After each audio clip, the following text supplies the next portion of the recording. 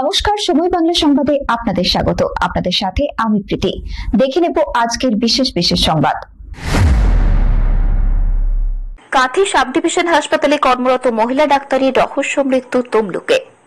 দমদমের শালিনী দাস পূর্ব মেদিনীপুরের Kanthi sub division হাসপাতালে কর্মরত ছিলেন 3 মাস।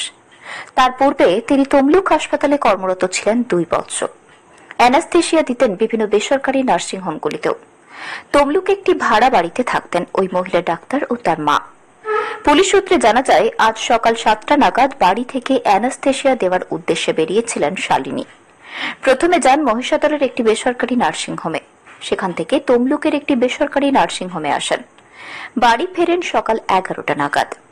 ফিরে আসার পর তার মা দেখেন ওই মহিলা ডাক্তারের হাতে চ্যানেল করা রয়েছে, কিন্তু যখন বাড়ি থেকে বেরিয়েছিলেন তখন হাতে কোনো চ্যানেল ছিল না।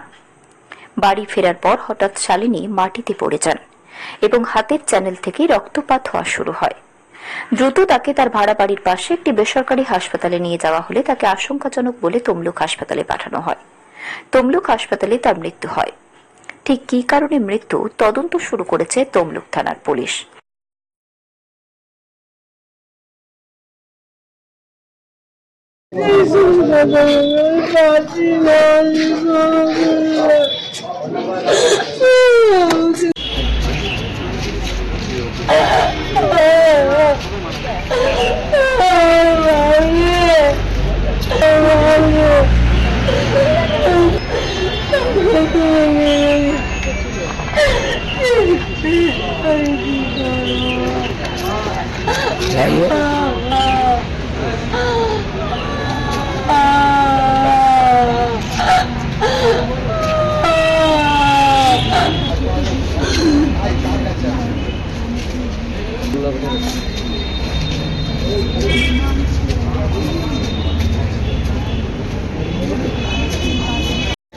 আপনার কাছে তো সব যাবে, আমাদের কাছে তো কিছু থাকবে না।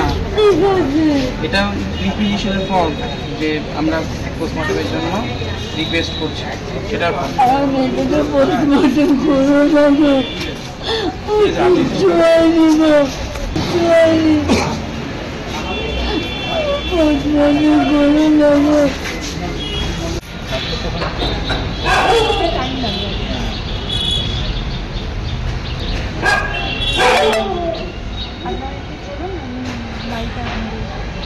গাড়ি থেকে আমাদের গাড়ি থেকে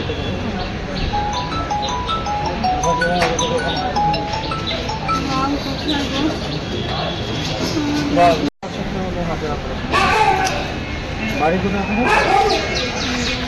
হ্যাঁ ভালো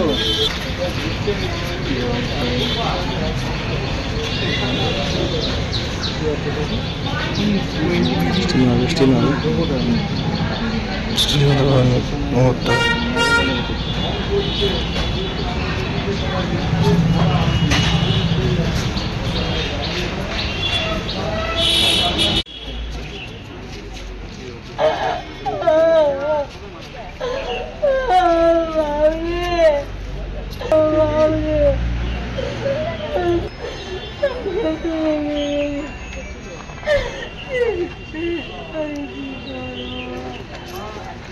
जाइए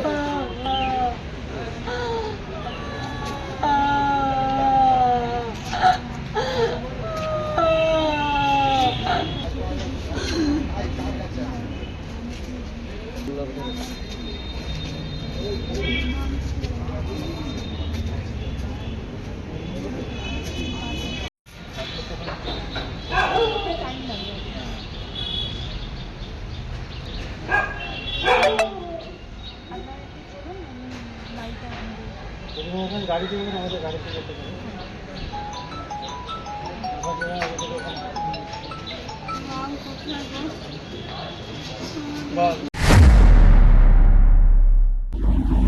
সংবাদ এখনকার মতো এই পর্যন্তই। সঙ্গে থাকুন, দেখতে থাকুন সময় বাংলা।